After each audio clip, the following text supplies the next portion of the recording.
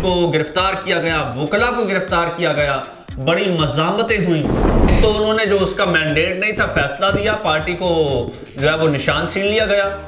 दूसरा, ऑफर करते फिरते हैं दूसरी जमातों को कि जी अब ये निशान हम आपको दे देते हैं। कल मिठाइयाँ बांटने वाले आज रो रहे हैं और कल अफसरदा होने वाले आज मिठाइयाँ बांट रहे हैं। किसी भी ईद से कम समा नहीं है आज।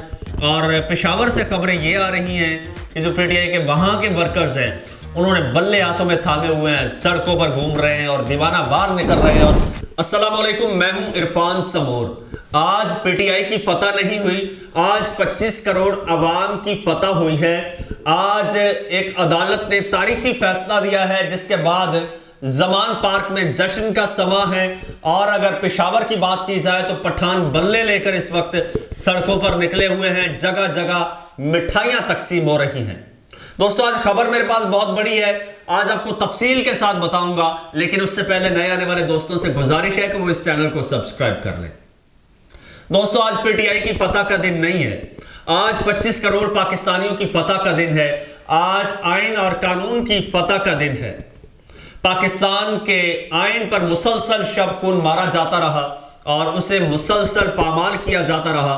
लेकिन मैं पहले दिन से एक बात कर रहा हूं कि अगर इस वक्त पाकिस्तान के आइन को कोई बचा सकता है, पाकिस्तान के अवाम को उनका हक कोई दिला सकता है, किसी से अगर ज़रा सी भी कोई उम्मीद है तो वो पाकिस्तान की अदालतें हैं।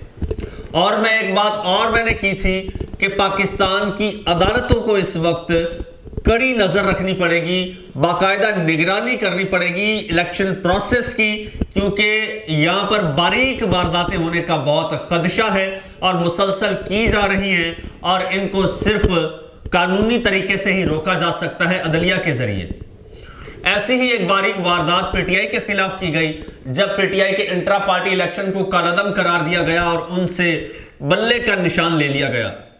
वो जमात जो पाकिस्तान की सबसे बड़ी जमात है, वो जमात जिसके सबसे ज्यादा नॉमिनेशन पेपर्स जमा हुए हैं, सबसे ज्यादा उम्मीदवारों ने इंतखाबी निशानात, इंतखाबी कागजात जमा कराए हैं, उस पार्टी से उसका इंतखाबी निशान छीन लिया गया, उससे उसकी पहचान छीन ली गई, उसे इलेक्शन से बाहर कर दिया गया और यह सारा कुछ इलेक्शन कमीशन ने किया।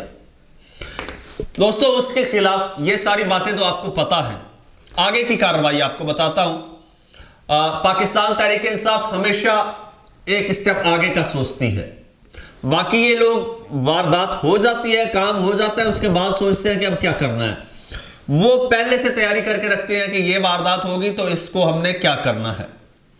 दोस्तों, आपको याद होगा पीटीआई से जब बल्ले का निशान लिया गया तो पीटीआई ने पेशावर हाई कोर्ट से रुजू किया। अब पीटीआई की स्मार्ट मूव चेक कीजिएगा। पीटीआई को जब इंट्रा पार्टी इलेक्शन करवाने का कहा गया तो पीटीआई ने इंट्रा पार्टी इलेक्शन कहां करवाए? पेशावर में। हालांकि वो इस्लामाबाद में भी करवा सकते थे, बनीगाला में भी, लाहौर में भी, लेकिन उन्होंने पेशावर में करवाए। वो क्यों करवाए, उसका जवाब अब आपको मिलेगा। अब जब कालादम करार दिया गया party elections, intra party elections, election commission ने कालादम करार दिए। चूंकि इलेक्शन पेशावर में हुए थे इसलिए पीटीआई पेशावर हाई कोर्ट चली गई और कहा कि ये हमारे इंतखाबी निशान पर शब खून मारा गया है। और जज साहब ने जो फिर तारीखी रिमार्क्स दिए हैं, जो तारीखी फैसला दिया है, सुन के मजा आ जाएगा आपको। थोड़ा सा आपको सुना देता हूं। शेड्यूल जारी हो गया, अब इंतखाबी निशान नहीं रोका जा सकता। साफ नजर आ रहा है कि एक जमात को इलेक्शन से बाहर किया जा रहा है। पानी सर से गुजरा होगा तो क्या इलेक्शन कमीशन दोबारा इंतखाबात कराएगा? पेशावर हाई कोर्ट के रिमार्क्स, ठीक है, ये रिमार्क्स है, ये दिल खुश कर देने वाले रिमार्क्स है। ये जिस तरह से शब खून मारा इलेक्शन कमीशन ने उस पे ये कह रहे हैं जनाब ये जस्टिस साहब, और कह रहे हैं कि साफ नजर आ रहा है, ठीक, कि एक जमात को इलेक्शन से बाहर किया जा रहा है। मैंने आपको कहा था ना कि इन हमारी अदालतों को, इन जजेस को नजर रखनी पड़ेगी, इन बारीक वारदातों पर, इन वारदातियों की नजर रखनी पड़ेगी। और माशाल्लाह से क्या रिमार्क्स है। पेशावर हाई कोर्ट ने पाकिस्तान तहरीक इंसाफ को बल्ले का इंतखाबी निशान ना देने का इलेक्शन कमीशन का फैसला मुअत्तल करते हुए पीटीआई इंट्रा पार्टी इंतखाबात कलअदम और पार्टी निशान वापस लेने के फैसले पर हुक्म इम्तना जारी कर दिया। अदालती फैसले में कहा गया है कि केस का फैसला होने तक इलेक्शन कमीशन का फैसला मुअत्तल होगा। ठीक है, पीटीआई ने इंट्रा पार्टी इंतखाबात पर इलेक्शन कमीशन के फैसले को पेशावर हाई कोर्ट में चैलेंज किया था। ठीक है, और पीटीआई की दरखास्त पर जस्टिस कामरान हयात मियां खेल, नाम याद रखिएगा, कामरान हयात मियां खेल, उन्होंने ये तारीखी फैसला दिया है और फैसला पीटीआई के हक में दिया है। अब उसके बाद की क्या सूरत हाल है, ज्यादा डिटेल में हम नहीं जाते, फैसला तो हो गया जो भी होना था। अब एक और समाअत होगी और उस समाअत में ये जो फैसला है ये उड़ा के रख दिया जाएगा, बिल्कुल ही, ये इलेक्शन कमीशन का। अब वारदात क्या डाली गई कि आईएमएफ के प्रेशर पर इलेक्शन का ऐलान कर दिया गया, इलेक्शन शेड्यूल आ गया, लेकिन दिल नहीं मान रहा था कि इलेक्शन करवाए जाएं। इलेक्शन करवाए तो पीटीआई जीत जाएगी। फिर एक इंतहाई भोंडा मंसूबा सामने आया कि पीटीआई के लोगों से कागजात छीन लिए जाएं। छीने गए कागजात और पीटीआई के लोगों के कागजात जमा नहीं हो रहे थे। आरओज जो हैं वो जो है इसकी मुखालफत कर रहे थे, पुलिस गिरफ्तार कर रही थी और कुछ सिविल कपड़ों में लोग भी हमने देखे कि कागजात छीन रहे हैं। कैंडिडेट्स को गिरफ्तार किया गया, वकला को गिरफ्तार किया गया, बड़ी मज़ामतें हुई, लेकिन बिलाखिर पीटीआई कागजात जमा कराने में कामयाब हुई। बल्कि पूरे पाकिस्तान में हर हल्के में पीटीआई ने कागजात जमा कराए और पाकिस्तान तहरीक इंसाफ वाहिद जमात है जिसके सबसे ज्यादा कागजात नामजदगी जमा हुए हैं, इतनी मज़ामत के बावजूद।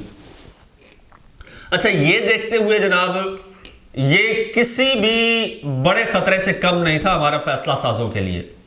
जब इतने तादाद में इस तरह से इतनी मज़ामत के बावजूद ये लोग निकल रहे हैं तो इलेक्शन डे पे वोटर किस तरह से निकलेंगे, क्या उनका जज्बा होगा, क्या तादाद होगी, तो क्या वो धांधली करने देंगे या धांधली के बावजूद पीटीआई तो क्लीन स्वीप कर जाएगी। इन चीज़ों को देखते हुए फैसला किया गया कि इनसे निशान ही छीन लो, इनसे शिनाख्ती छीन लो, सारे उम्मीदवार आज़ाद हैसियत में इलेक्शन लड़ेंगे। और इलेक्शन कमीशन की फुर्तियां देखिए, एक तो उन्होंने जो उसका मैंडेट नहीं था फैसला दिया, पार्टी को जो है वो निशान छीन लिया गया।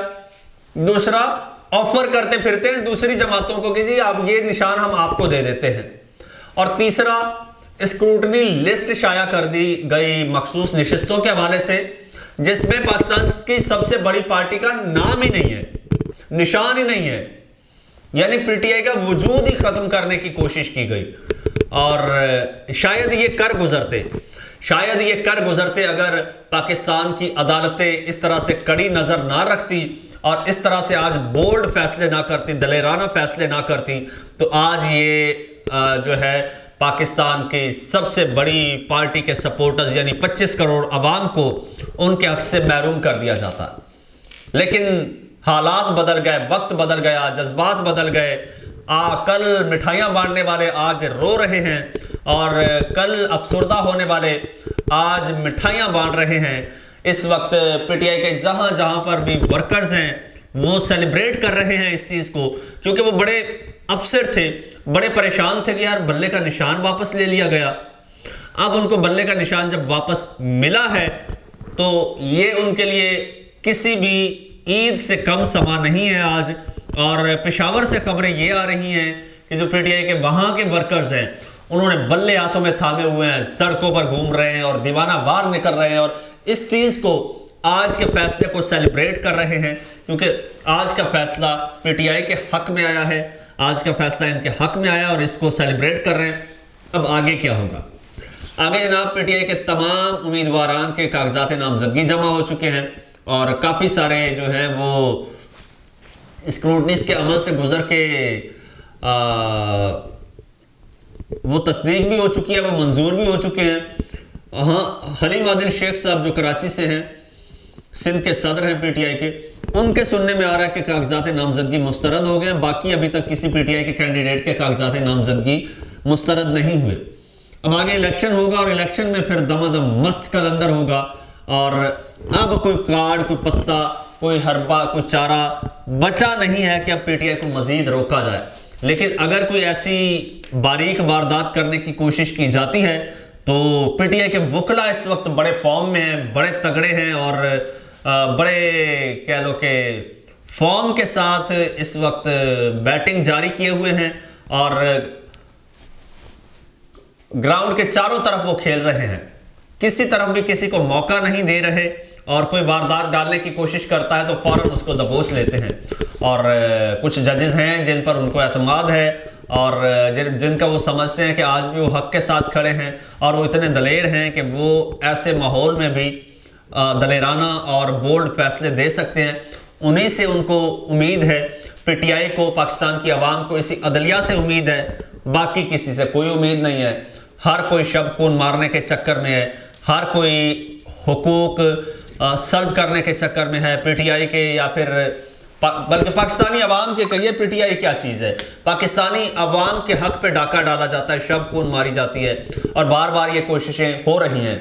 अब इलेक्शन वाले दिन पीटीआई का जो वोटर है उस पर बहुत बड़ी जिम्मेदारी आयद होती है कि वो उस दिन किस तरह से अपना कीमती वोट जो है वो कास्ट करता है, बच बचा से कि किस तरह से निकलता है, क्या स्ट्रेटजी अपनाता है, और वही पीटीआई के मुस्तकबिल का फैसला करेगा, वही पाकिस्तान के मुस्तकबिल का फैसला करेगा। आज के फैसले के बारे में आप क्या राय रखते हैं? आगे पीटीआई की क्या स्ट्रेटजी हो सकती है, क्या होनी चाहिए? ये कमेंट सेक्शन जो नीचे आप देख रहे हैं ये आपके लिए है, इसमें जाके अपनी राय से आगाह ज़रूर कीजिए। अगले वीलॉग में आपकी राय को मद्देनज़र रखते हुए हम मज़ीद कुछ चीज़ें आपके सामने लाएंगे। तब तक के लिए चैनल को सब्सक्राइब कर लीजिए, बेल आइकन पर क्लिक कर दीजिए, फेसबुक पेज को भी फॉलो कर लीजिए और मुझे इजाज़त दीजिए। अल्लाह हाफिज़।